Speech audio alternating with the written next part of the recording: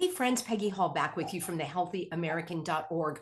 For the last several years, I've been bringing you content day in, day out to help you fight back against the tyranny and to defend truth and freedom. And we are completely under assault. The state of Florida, believe it or not, has been under an aerial assault for the last several days. I'm in Florida part-time, and I was looking forward to a really beautiful holiday season because we're told that South Florida is where everyone goes for the winter months. But I'm about to share with you photos that are just eye-opening, they're jaw-dropping. And then I want to tell you what I did in order to take action against this literal aerial assault. I also want to share with you this. Here are some pictures from a previous Substack. A Substack is a type of blog. You can join it for free over at peggyhall.substack.com. I've done a whole series of videos about the toxic skies, the milky skies, this unbelievable assault that we have on our air, and as a result, on our soil, our trees, our vegetation, and basically on all of life. I also want to talk to you about the connection with bees and honey at the end of the video, so stay tuned with me. So here are just a few of the pictures from a video that I did some time ago, talking about the difference between real clouds. These do not look real. They do not look like the clouds of my childhood. And I will show you some pictures. This kind of back in 1999 looks pretty good. But let me share with you, right in my neighborhood, here is what was going on. X marks the spot, as you can see. It started out as a clear blue day, and then the lines appeared. And you know, and I know that these are not from airplanes. Well, they are from airplanes, but they are not condensation trails. Condensation trails do not grow and persist. They actually would dissipate. And if you're telling me this is a flight pattern, I think those pilots need to go back to aviation school, because how strange would this be that flights are crisscrossing each other?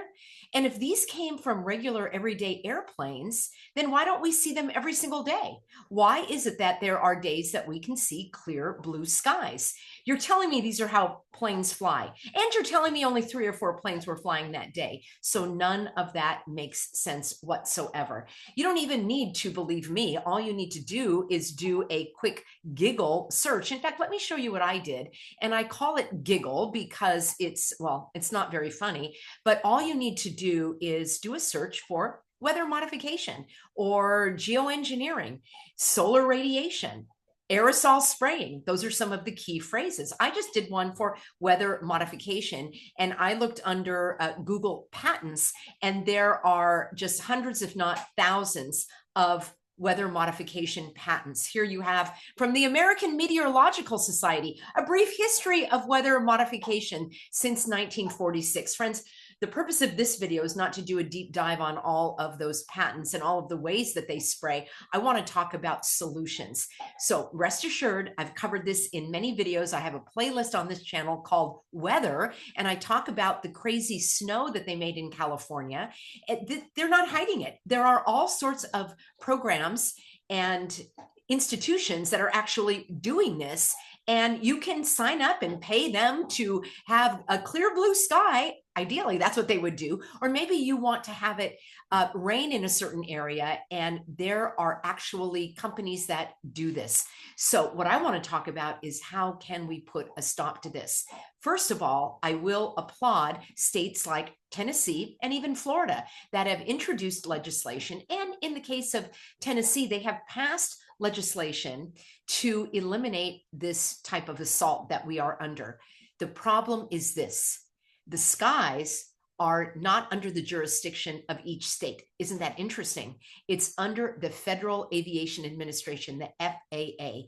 And I know this because so many of my healthy Americans have actually taken action, and they've written to their own state agencies, such as their local EPA or their state EPA, I've done that in California, and I think it's still important to do so that you let those bureaucrats know that we are on to them.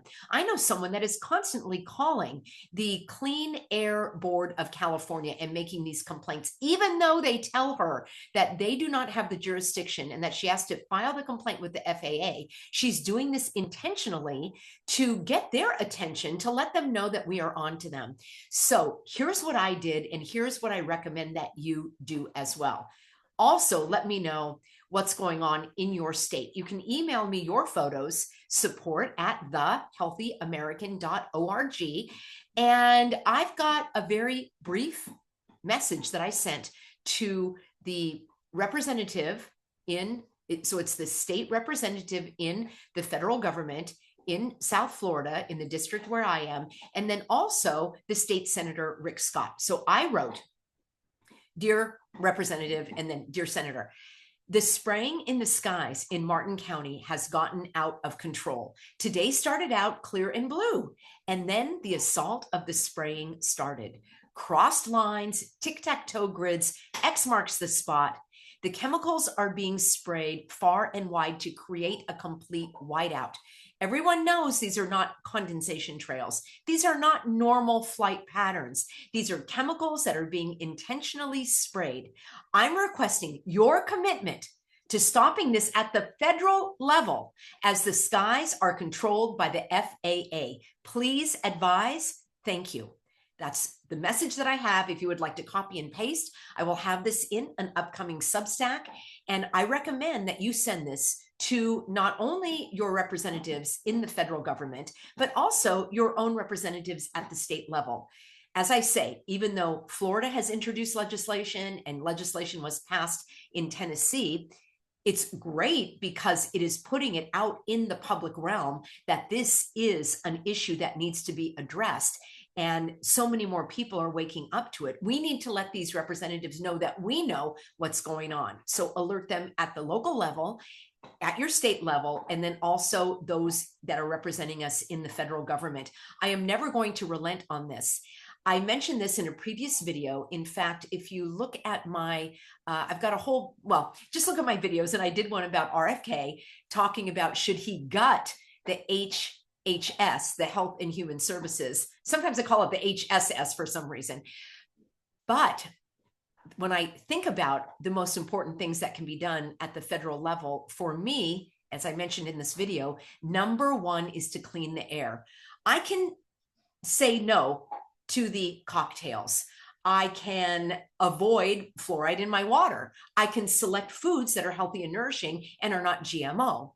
But I have no control over what they do in the air. I think this is important because it's visible, it's widespread, it's happening in every single state, even though when I first arrived in Florida, the skies were blue and sunny, and there were puffy white clouds, and I felt that I could breathe more easily, and I actually felt better because covering the sun not only harms the planet, but it harms us in terms of reducing our ability to get vitamin D and have our body create vitamin D from exposure to the sun, mixing with the cholesterol in our skin. So yes, cholesterol is a very important nutrient, actually, I would call it, chemical in our bodies. And it also, of course, can make us feel depressed. It really just dampens the mood. And I, for one, would like to see this as a top priority in this incoming administration. What say you? Now, the thing that I wanted to mention is the tie-in with the bees. I want to thank my lovely, healthy Americans who sent me this honey. And this is from the Kohala Coast. I want to share with you their website. They sent me several jars. They sent me a beautiful note thanking me for the work that I do. And I know I have that note here. In fact, I'm going to share that with you in an upcoming video, along with some of your lovely notes that were just pouring in over the holidays. And look at this beautiful website. It makes me happy just looking at it. So I don't want to be exposed to the spraying in the air. I want to be exposed to these beautiful images. And the website is goodjobbees.com. So this is not a sponsored video. These are healthy Americans, and they are supporting my work, and I would love to support theirs. They've got an organic honey here. They've got a vanilla bean infused, yum, yum. And then here is the Kohala Coast Kiave honey. As I say, they sent that to me, and I would love for you to support them as well. So there you have it. That's over at goodjobbees.com. Before I sign off, this is what I wanted to find out.